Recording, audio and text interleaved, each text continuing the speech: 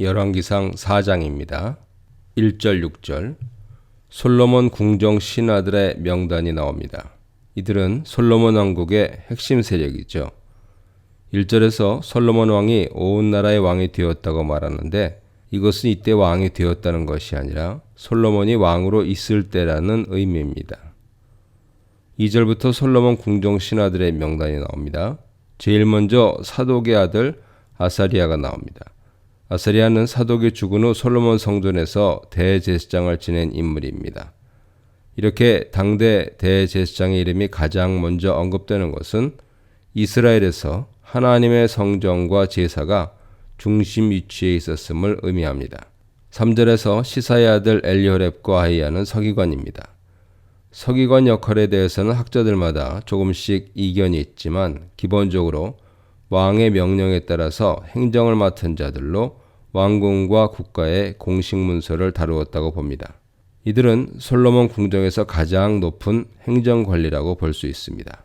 아힐루스의 아들 여호사밧은 사관으로 나오지만 마츠키르라는 직무는 역사를 기록하는 사람이 아니라 왕의 명령을 백성들에게 전달하는 메신저, 사자의 직분으로 보는 것이 더 정확합니다. 4절에서 군사령관으로 소개된 여호야다의 아들 브나야는 다윗이 솔로몬을 위해 내어준 자신의 호위부대 대장으로 솔로몬 명령을 따라 요압과 아도니아, 시므이를 죽이면서 솔로몬 왕권을 강화한 1등 공신입니다. 그리고 사독과 아비아들이 등장하는데 이들은 다윗 때부터 이스라엘 대제사장이었던 사람들로 아비아들은 아도니아의 반역 사건에 연루되어 파면당하고 사독이 뒤를 이어 솔로몬 시대 대제사장이 됩니다. 여기서 파면된 아비아달의 이름이 언급된 것을 보면 비록 대제사장직에서 파면되었지만 그는 여전히 솔로몬 왕국에서 종교 지도자로서 중요한 역할을 하고 있었다고 추측할 수 있습니다. 선지자 나단의 아들 둘이 소개됩니다. 아사리아는 관리들 위에 있었다고 말하는데 이것은 관리들을 관리하는 역할을 했다는 뜻이죠. 그리고 다른 아들인 사훗은 제사장이며 왕의 친구라고 하는데 솔로몬 가까이에서 종교적으로, 인간적으로 솔로몬의 조언자 역할을 했다는 뜻입니다. 이집트 기록들을 보면 왕의 친구가 왕의 조언자 역할을 했습니다. 솔로몬이 통치할 당시 이집트 영향을 많이 받았다는 점을 감안하면 그가 애굽의 직책을 차용했을 가능성이 높습니다. 6절에서 아히살은 국내 대신으로 소개되는데 아버지 이름이 언급되지 않기 때문에 대부분 학자들은 그를 외국인일 것으로 추측합니다. 국내 대신은 왕궁 내에서 일어나는 모든 일과 왕궁 직원들을 관장하는 직책으로 열왕기하 18장 18절에서 서기관과 사관과 같이 언급되는 것을 보면 매우 높은 고위직이었던 것으로 여겨집니다. 그리고 압다의 아들 아도니람은 노동 감독관으로 주로 나라에서 하는 토목공사를 관장하는 관리입니다. 7절로 19절입니다. 7절부터는 솔로몬의 12지방 장관을 소개하고 있습니다.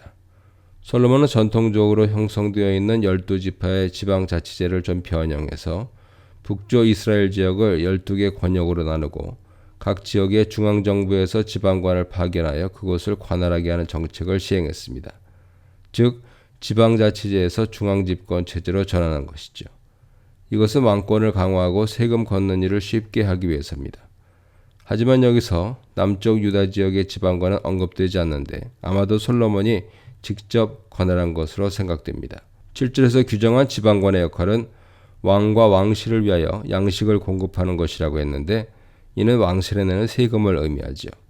이들은 왕실에서 필요한 것을 한 달씩 맡아서 조달하는 역할을 했습니다. 8절부터 이들의 이름이 언급됩니다. 에브라임 산지에는 훌의 아들이 지방관으로 지명되었습니다. 이 지역은 에브라임 지파가 위치한 것으로 북쪽 이스라엘의 중심이 되는 곳입니다. 9절은 벤데겔이 마가스와 사알빈과 베세메스와 엘런 벳 하난의 지방관이라고 소개됩니다. 이 지역은 에브라임 산지 남동쪽으로 베세메스는 납달리 지방 땅이고 마가스는 베세메스에서 북쪽에 위치하고 있습니다. 그리고 사알빔은 원래 단지파 지역입니다. 엘런 벳 하난은 베냐민 지파 지역인 아얄론으로 추정됩니다. 벤데겔이 관리하는 지역은 여러 지파의 지역들을 섞어서 하나의 관할구역을 만든 곳이죠.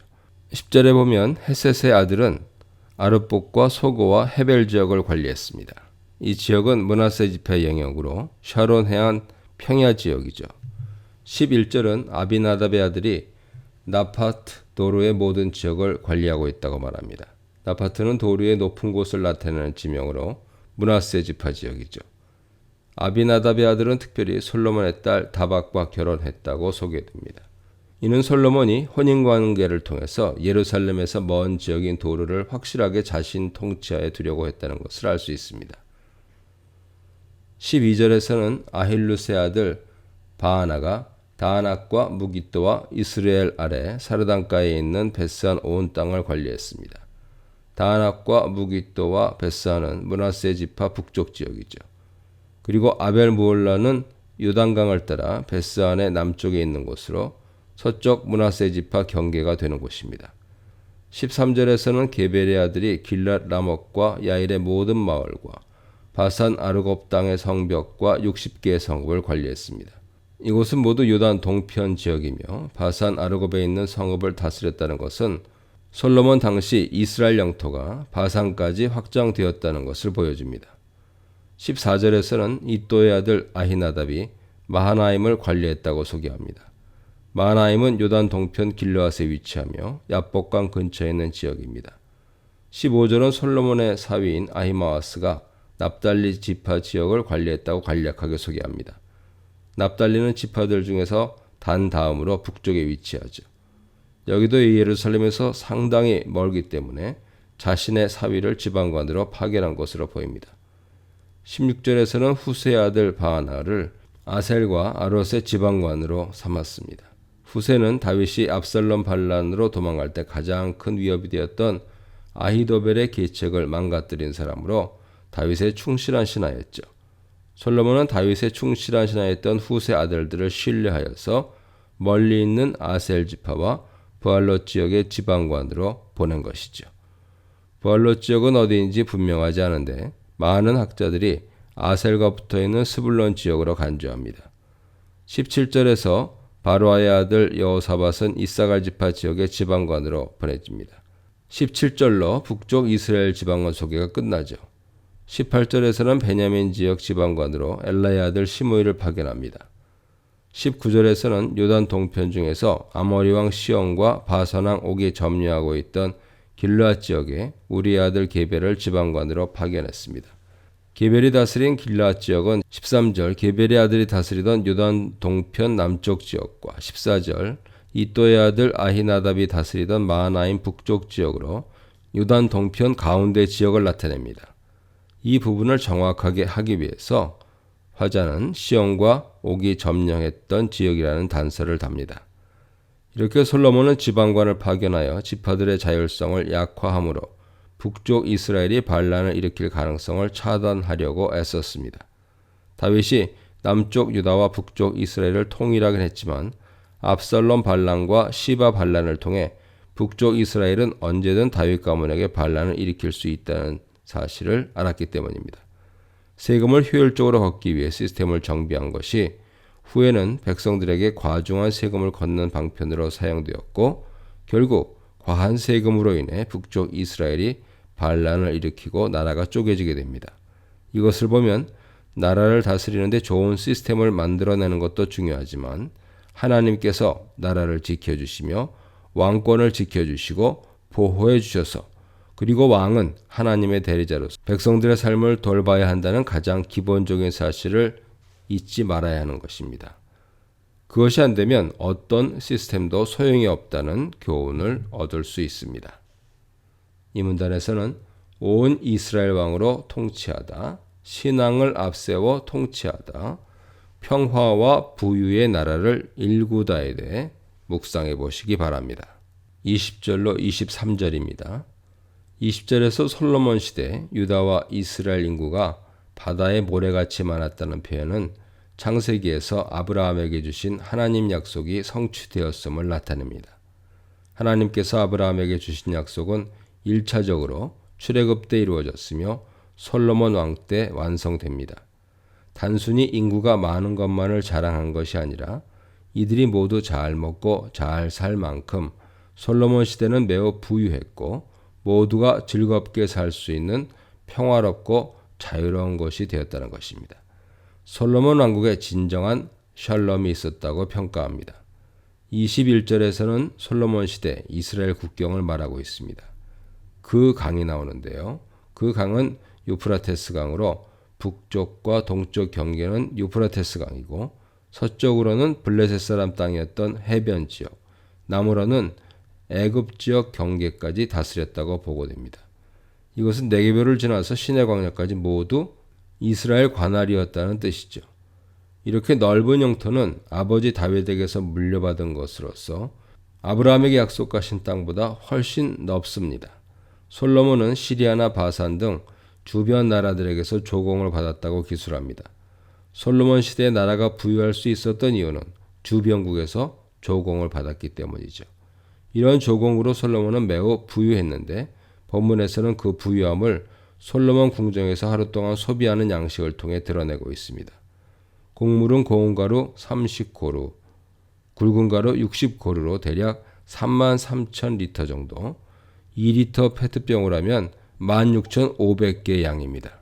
주로 각종 빵을 만드는 데 사용되었습니다. 외양간에 가둬놓고 키운 살진 소 10마리와 들에서 풀어놓고 키운 소 20마리와 양 100마리, 그 외 사슴과 노루, 쇠고기를 먹었습니다. 살진 새는 정확하게 어떤 새인지 특정하기 어려운데 오리, 닭, 뻐꾸기 등으로 생각됩니다. 당시 솔로몬 궁정에서 제공한 음식은 궁정에서 일하는 신하들뿐 아니라 각 요새들에 배치된 신하들에게까지 제공된 것으로 보고 학자들은 그 숫자가 대략 14,000명에서 32,000명 정도 될 것으로 보고 있습니다. 이런 어마어마한 양의 음식을 솔로몬 궁정에서 매일 신하들에게 제공했다는 것은 궁전에 신하들이 많았다는 것과 솔로몬이 매우 부유했다는 것을 보여주죠. 하나님께서 재물도 주겠다고 하신 약속이 성취되었음을 알려줍니다. 24, 28절입니다. 24절에서는 다시 솔로몬이 다스렸던 영토에 대한 언급이 나오는데 여기서 강조되는 것은 솔로몬이 강 건너편 이하를 모두 다스렸다는 것입니다. 강은 21절과 마찬가지로 유프라테스 강이며 딥사는 유프라테스 강변에 위치한 도시로 이곳이 솔로몬 시대 영토의 북동쪽 경계입니다. 가사는 이집트와 블레셋의 국경 지역에 위치하며 솔로몬 시대 영토의 서남쪽 경계를 나타냅니다. 솔로몬 당시 영토는 북쪽으로 매우 확장되어 있었습니다. 솔로몬 시대 이스라엘 주변에 있던 에돔, 모압, 암몬, 하맛과 여러 도시국가들은 솔로몬 왕국의 군사력과 외교적인 힘이 막강했기 때문에 공격할 엄두를 내지 못했습니다. 이런 상황에 대해 화자는 솔로몬이 사방에 둘린 민족과 평화를 누렸다고 표현합니다. 이런 문장은 다윗의 평화 보고와 약간 다르죠. 다윗의 경우는 여호와께서 주위의 모든 원수를 무찌르사 왕으로 궁에 평안히 살게 하셨다. 사무엘하 7장 1절이죠. 이렇게 말함으로 다윗 시대 평화는 여호와께서 주셨다는 것을 명시적으로 언급합니다. 반면에 솔로몬 시대 평화에 대해서는 여호와께서 주신 평화라는 언급이 없습니다. 26, 28절은 솔로몬의 말과 병사들에 대해 언급하는데 병거의 말 마구간이 4만 개였고 12,000명의 마병이 있었다고 말합니다. 이것은 엄청난 수의 말과 병거와 군사를 가지고 있었다는 의미죠. 27, 28절은 솔로몬의 엄청난 군사와 말들의 식량을 12구역으로 나눈 각각의 지방에서 제공했다고 알려줍니다. 솔로몬이 병마를 많이 두었다는 것은 두 가지 문제점이 있는데 첫째, 많은 병마를 유지하기 위해 백성에게 모든 부담을 지웠다는 것입니다. 백성들은 솔로몬 궁정에서 사용되는 음식뿐만 아니라 말 사료까지 제공해야 했고 이것이 후에 백성들에게 과중한 세금을 물리게 되는 원인이 됩니다. 신명기 17장 16절에서 병마를 많이 두지 말라는 하나님 명령도 어겼습니다. 말과 병거를 많이 두지 말라는 것은 이스라엘을 지키시는 분은 하나님이시기에 무기를 의지하지 말고 하나님을 의지함을 알려주시기 위한 것인데 솔로몬은 하나님보다는 자신의 지혜와 군사력을 의지하기 시작했다 하는 부정적인 암시를 이 문단은 내포하고 있습니다. 하나님께서 주신 부유함으로 솔로몬은 군사력을 증강시키므로 하나님으로부터 멀어지는 모순 상황에 놓이게 되는 것이죠. 29절로 34절입니다. 솔로몬의 지혜가 얼마나 대단했는지 그 예를 다시 제공합니다. 3장에 나온 재판이 솔로몬의 지혜로움이 알려지기 시작한 대표적인 사건이라면 이 단락에서는 솔로몬의 지혜가 국내뿐 아니라 주변 이웃나라에도 널리 퍼졌다는 사실을 기록하고 있습니다. 29절에서 하나님께서 솔로몬에게 지혜와 총명을 매우 많이 주셨고 바다의 모래와 같은 넓은 마음도 주셨다고 소개합니다. 하나님께서 솔로몬에게 주신 지혜가 어떤 것인지 좀 더 구체적으로 말한 것이죠. 하나님께서 솔로몬에게 넓은 마음을 주신 이유는 재판을 하거나 문제를 해결하는 데 상황을 올바로 판단할 지혜와 전문적인 지식이 필수적이지만 문제를 폭넓은 시각에서 바라볼 수 있는 넓은 마음도 중요하기 때문입니다. 30절에서는 솔로몬의 지혜가 이스라엘을 넘어 동쪽의 모든 사람의 지혜와 애굽의 모든 지혜보다 뛰어났다고 평가합니다. 여기서 동쪽은 티그리스와 유프라테스 강을 중심으로 한 메소포타미아 지역으로 애굽과 함께 고대 4대 문명 발생 지역으로 고대 근동의 지혜를 대표하죠. 그런데 화자는 솔로몬의 지혜가 이들의 지혜보다 더 뛰어났다고 말하면서 31절부터 예를 들고 있습니다.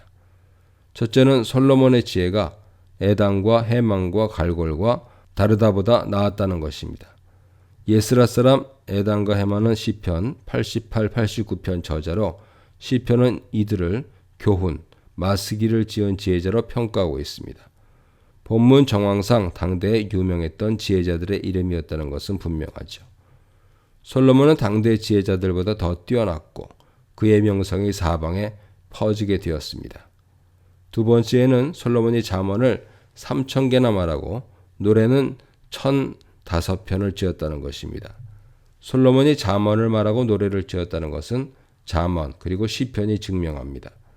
세 번째에는 지혜만 가진 것이 아니라 지식도 뛰어나서 식물에 대해서는 고급 목재인 레바논 백향목에서 담에 나는 흔하고 보잘것없는 풀인 우슬초에 대한 것까지 모두 알고 있었고 동물에 대해서도 짐승과 새와 기어다니는 것과 물고기까지 모든 동물을 알고 있었다고 이야기합니다.